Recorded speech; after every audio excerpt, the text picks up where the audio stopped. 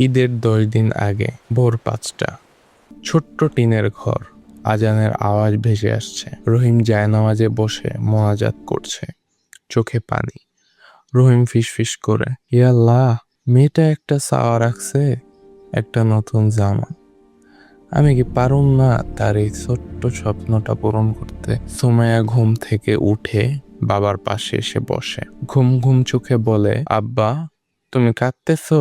রহিম চোখ মুছে হাসে, না রে মা, দোয়া করতেছিলাম। সুমাইয়া বলে, আব্বা ঈদে আমার লাল জামা হবে না? রহিম তাকে বুকে টেনে নিয়ে বলে, হবে মা, ইনশাল্লাহ হবে। ভর দুপুরবেলা রহিম রিক্সা চালাচ্ছে, ঘাম ঝরছে তার কপাল বেয়ে। তীব্র রোদ। একজন যাত্রী নামে, ভাড়া কত রে? 50 টাকা। 50 টাকা কেন? সামনে ঈদ মামা, মায়াটা নতুন একটা জামা চাইছে, দিতে পারতেছি না, এখন একটু বাড়ায় দেন। বাড়ায় দিব কেন? এনে 30 টাকা রাখ। রহিম দীর্ঘশ্বাস ফেলে আবার প্যাডেল মারে। রহিম বলে, আল্লাহ সবর দাও। সন্ধ্যাবেলায় রহিম ক্লান্ত শ্রান্ত শরীরে ঘরে ঢোকে। আমেনা বেগম রান্না করতেছেন। সুমাইয়া বইয়ের উপর ঝুঁকে আছে। আমেনা আস্তে আস্তে বলে, আজকে কত পাইলা? রহিম পকেট থেকে কিছু নোট বের করে, 350 টাকা। রোদ বেশি আছিল, যাত্রী কম। আমেনা হিসাব করে, জামার জন্য আরো 400 টাকা লাগবে। ঈদ আর মাত্র 10 দিন। দুজনেই চুপ। সুমাইয়া শুনছে কিন্তু বুঝতে পারে, মুখ নিচু করে ফেলে। সুমাইয়া বাবার কাছে এসে আস্তে বলে, আব্বা জামা না হইলেও চলবো, তুমি কষ্ট করো না।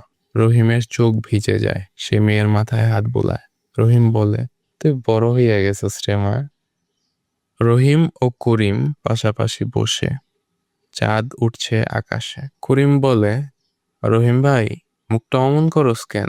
মেয়ে জামা চাইছে করিম ভাই, দিতে পারতেছি না। আমারও একই অবস্থা, কিন্তু জানো তো, আল্লাহ কখনো কাউরে খালি হাতে ফেরান না। জানি, কিন্তু মেয়ের চোখের সামনে তাকাইতে পারি না। ভাই, সুমাইয়া কি জামার জন্য কাঁদছে? আরে না, সে বলছে জামা না হইলেও চলবো। তাইলে তোমার মেয়ে তোমার চেয়ে বেশি বোঝে। আল্লাহর ওপর ভরসা রাখ। ঈদের 3 দিন আগে রহিম রিকশা নিয়ে বের হয়েছে। একজন বয়স্ক লোক হাত তোলেন, বাবা হাসপাতালে যাইতে হবে, খুব জরুরি। রহিম দ্রুত রিকশা চালায়। হাসপাতালে লোকটি অনেকক্ষণ পার্স খোঁজেন। বয়স্ক লোক কাপা কাপা গলায় বলে, বাবা মাফ করো, পার্সটা মনে হয় বাসায় ফেল আসছে, তোমার ভাড়া দিতে পারুম না। রহিম মৃদু হাসে, বলে, ভাড়া লাগবো না চাচা, আপনি সুস্থ হন। বয়স্ক লোক অবাক হয়ে বলে, বাবা তুমি? রহিম বলে, আল্লাহ দেখতেছেন চাচা, যান, আপনি যান। লোকটি চলে যায়। রহিম আকাশের দিকে তাকায়। পরদিন সকাল, রহিম রিক্সা স্ট্যান্ডে বসে আছে। হঠাৎ একটা গাড়ি এসে থামে। গতকালের বয়স্ক লোক নামেন, সাথে তার ছেলে। বয়স্ক লোকের ছেলে বলেন, ভাই, আব্বা আপনার কথা বললেন, আপনি কালকে যা করলেন। রহিম বলে, আরে ভাই, এগুলা কিছু না। বয়স্ক লোকের ছেলে থামে, টাকা দেয়, রাখেন ভাই, আর এইটুকু না নিলে আব্বা কষ্ট পাইব। রহিম খাম খোলে, ভাড়ার চেয়ে অনেক বেশি টাকা। তার চোখ ভিজে যায়। রহিম মনে মনে বলে, আলহামদুলিল্লাহ। বিকেলে রহিম সুমাইয়াকে নিয়ে দোকানে এসেছে। সুমাইয়া চোখ বড় বড় করে দেখছে রঙিন জামাগুলো। সুমাইয়া আস্তে আস্তে বাবাকে বলে, আব্বা এইটা, এটা কি আমার? বাইসানে মা, তোর যেইটা মন চায়। সুমাইয়া লাল জামাটা জড়িয়ে ধরে।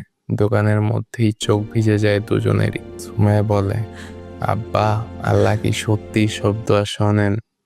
রহিম হাঁটু গেড়ে মেয়ের সামনে বসে বলেন, শোনেন মা, প্রতিটা দোয়াই শোনেন, শুধু সময়টা তার। ঈদের দিন সকালে ফজরের আজান হচ্ছে। রহিম যায় নামাজে। এখন চোখে পানি নেই, মুখে শুকরিয়ার হাসি। রহিম মোনাজাতে বলে, আলহামদুলিল্লাহ, তুমি দিলে, তুমি সব সময় দাও। সুমাইয়া লাল জামা পরে ছুটে আসে। সুমাইয়া, আব্বা দেখো কেমন লাগতেছে? রহিম মেয়েকে কোলে তুলে নেয়। পৃথিবীর সবচেয়ে সুন্দর মেয়ে। আমেনা বেগম দরজায় দাঁড়িয়ে হাসছেন। ছোট্ট ঘরটা আজ আলোয় ভরা। ঈদের দিন বিকেলে সুমাইয়া লাল জামায় মাঠে দৌড়াচ্ছে। রহিম ও আমেনা দূর থেকে দেখছেন। আমেনা বলে, আল্লাহ ভালো রাখুক মেয়েটারে। ও রহিম বলে, আমিন।